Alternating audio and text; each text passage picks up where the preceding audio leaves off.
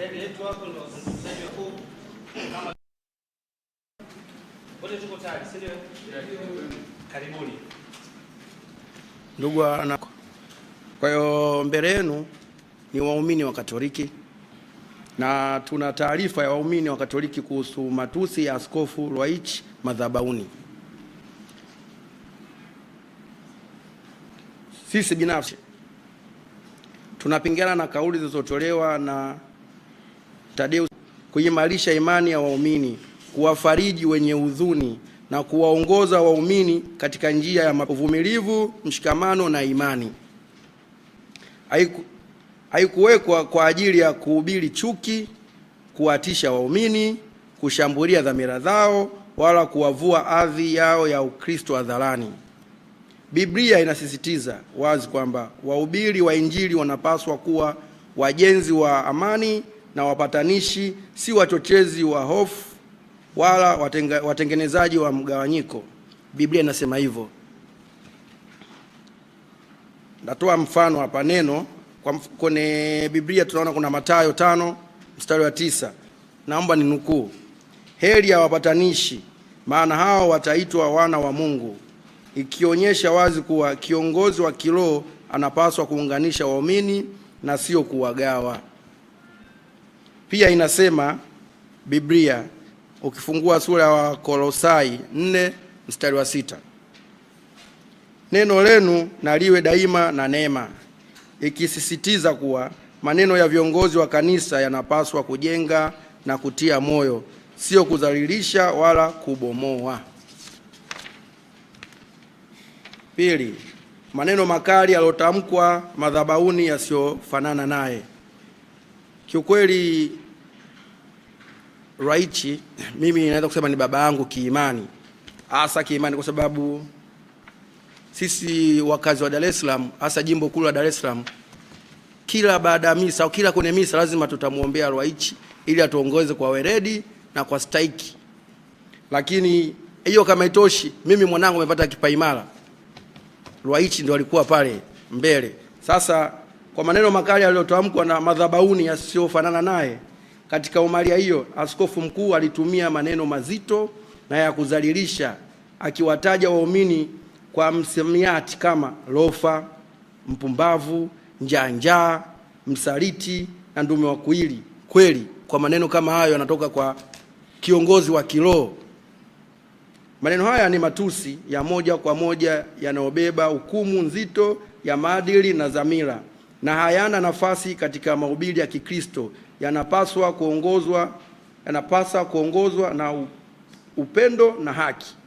Hata sisi waumini ambao tumeenda mafundisho yote kuanzia komunio, kipaimara, hivi vitu ukivisikia vinatajwa na kiongozi wako wa kiroho, kiukweli lazima ustuke kidogo. Lakini pia Biblia inaonyesha wazi dhidi ya matumizi ya lugha ya matusi na hukumu. Yesu Kristo mwenyewe anasema, na nukuu kwenye Mathayo 7:1, usimhukumu mtumishi wa mtu mwingine, akisitiza kuwa hukumu ya mioyo ni ya Mungu pekee. Tunauliza kwa haki, kwa dhamira safi, ingekuwaje kama askofu mwenyewe angeitwa kwa maneno kama hayo madhabahuni? Je, kanisa lingeona hilo kuwa ni fundisho sahihi kwa Injili? Kama yeye kweli Ruwa'ichi ana Twitter sisi waumini ni maarufu wapumbavu. Sasa what if sisi waumini tuseme kiongozi wetu yuko kama alivyotaja sisi waumini wake, kanisa lingesemaje? Nyinyi waandishi wa habari wenyewe, kanisa lingesemaje? Kwa hiyo ukirudi kwa maandiko ya kiroho, Mtume Paulo anaongezea, usimhukumu mtumishi wa mtu. Okay, hii nishasema. Tunauliza kwa haki na kwa dhamira safi, ingekuwaje kama askofu naye angegewa hayo maneno mazito? Kama maneno hayo hayakubaliki yakielekezwa kwa askofu, basi hayapaswi kabisa kuelekezwa kwa waumini. Namba 3, kupingana na kuburuzwa kwa waumini hadharani. Hii tusikizane, ndio la muhimu sana. Mafundisho ya Kikristo hayaruhusu kuburuzana hadharani, hasa kama wewe ni Mkristo umepitia hatua zote 3, umebatizwa, umepata komunio ya kwanza, umepata kipaimara. Hivi vitu lazima utavielewa. Biblia inaelekeza kwamba kama kuna tofauti au mlalamiko yashughulikiwe kwa hekima na faragha. Kwa hekima na faragha. Yesu anasema, naomba ninukuu Mathayo 18 mstari wa 15. Ikiwa ndugu yako amekukosea, nenda kamuonyeshe faragani. Aidha anaonya, msiwakwaze wadogo hawa kwenye Mathayo 18 mstari wa 6. Kuburuzwa kwa waamini madhabahuni ni kuwakwaza, kuwadhalilisha na kuharibu imani yao ya kiroho. Hoja yetu ya 4, hoja zilizowasilishwa Vatikani hazijajibiwa. Ni muhimu kusisitiza kwamba chanzo cha mjadala huu ni barua halali iliyowasilishwa kwa balozi wa Vatikani nchini Tanzania na waumini wenzetu waliotanguliwa, Stanislaus Nyakungu na Elia Faustini. Nafikiri yote mliona, waandishi wa habari, waumini wenzetu walitangulia, walipeleka barua Vatican, lakini kama ilivyotokea kiongozi wetu wa kiroho akajibu pasipo sisi kupata majibu ya waumini wenzetu waliotanguliza hiyo barua. Kwa hiyo barua hiyo ilikuwa ni ombi la kanisa kuomba tathmini ya uchunguzi juu ya mwenendo wa Padri Charles Kitima, katibu mkuu wa Baraza la Maaskofu Tanzania TEC, anayelalamikiwa kuhusishwa na siasa za chama kimoja cha Chadema. Naomba nikitaje. Tunashangaa kumsikia askofu wetu na wengine wakiacha kujadili maudhui ya barua ile na badala yake kuporomosha matusi, kejeri na dharau. Waumini walioamua kupaza sauti kupigania hadhi ya heshima ya kanisa. Hoja ya 5, zama za viongozi wa dini kutisha na kujiona hawakosei zimepitwa na wakati. Kwa mfano, sisi tupo kwenye maparokia huko, kuna viongozi ambao mapadri wanatuongoza katika parokia zetu, lakini wana vitu wanavifanya, sisi waumini tunakaa kimya, lakini zama zimepitwa na wakati. Mimi ndageni mfano, mimi binafsi nipo parokia ya Mtoni, nilipokulia parokia ya Mtoni Takatifu Bakita pale. Sisi tuna ujenzi wa kanisa. Ujenzi wa kanisa tuna michango kama unavyojua waumini wa Roma. Tunachanga, lakini mwisho wa siku hela zinapokuja kuonekana kwenye mahesabu hazipo, nani analaumiwa? Kiongozi wa pale. Lakini waumini wanashindwa kusema kwa sababu tulikuwa tumejengewa hofu hiyo kwamba kiongozi wa dini hakosei. Sasa zama za viongozi wa dini kutisha na kujiona hawakosei zimepitwa. Tunasema kwa uwazi kwamba zama za viongozi wa dini kujiona hawakosei, hawaulizwi na wao ndio dini zimepita.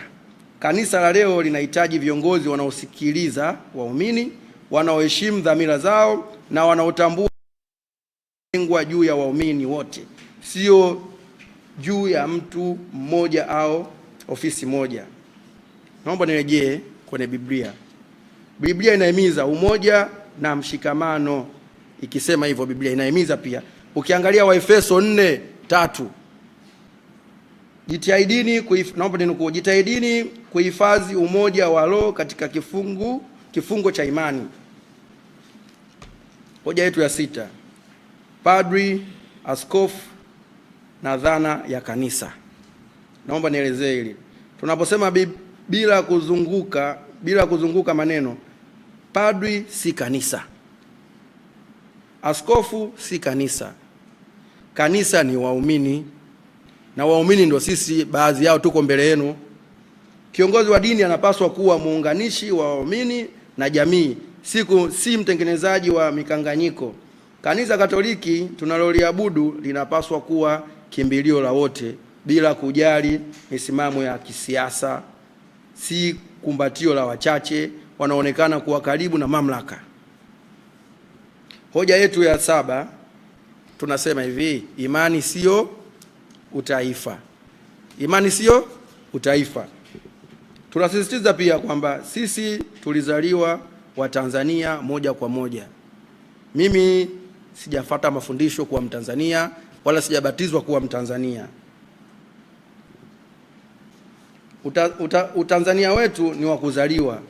Wakati huo Ukristo wetu ni wa hiari, mafundisho na kadhalika. Ndio maana sisi tunapozaliwa tunaanza kwanza lazima ubatizwe, ukishabatizwa upate komunio ya kwanza, ukishapata komunio ya kwanza kipaimara, then unakuja kwenye daraja la mwisho la ndoa takatifu. Basi kama upo kwenye ndoa takatifu utaenda kwenye upadirisho. Hao ndio madaraja ya makuu mawili ya dirisho. Kwa msingi huo hakuna kiongozi wa kanisa, kwa msingi huo sasa hakuna kiongozi wa kanisa aliye na mamlaka ya kutuvua Ukristo wetu kwa kauli za mimbarini wala kwa matusi hadharani.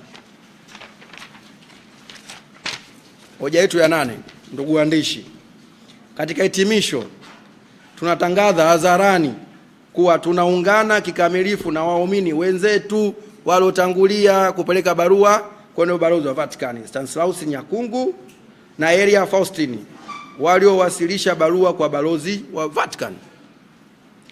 Tunasimamia hoja zao kikamilifu na tunasisitiza kwamba Kanisa Katoliki halipaswi kuingiza katika siasa za chama kimoja, hususani ni Chadema, kupitia kauli na mienendo ya padri yoyote.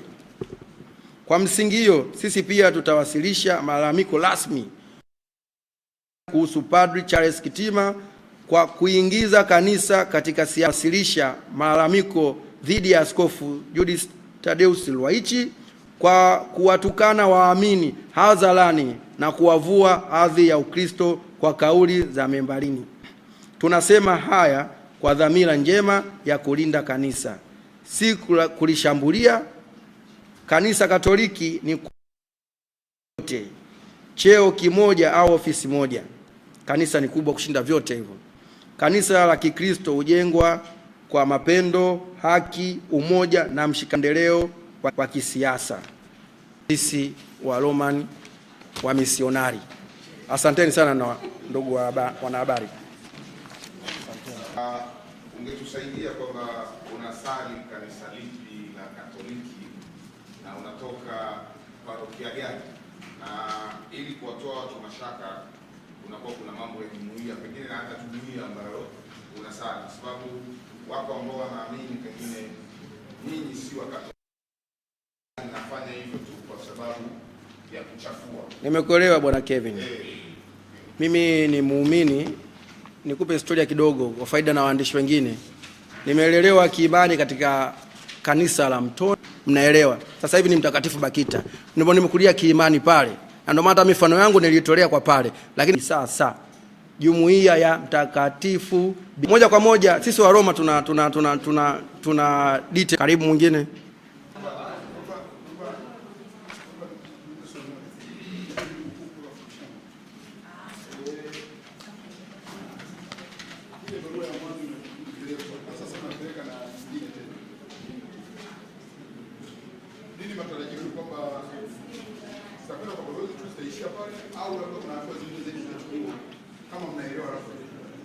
Sisi tutapeleka barua kusisitiza ile ya mwanzo ijibiwe, na isipojibiwa na hii ya kwetu, tutachokifanya tutatembea majimbo yote nchini Tanzania kuhamasisha Wakristo wenzetu, wa Roman wenzetu kwamba viongozi wetu wa kidini au wa kiimani na siasa ya mlengo mmoja.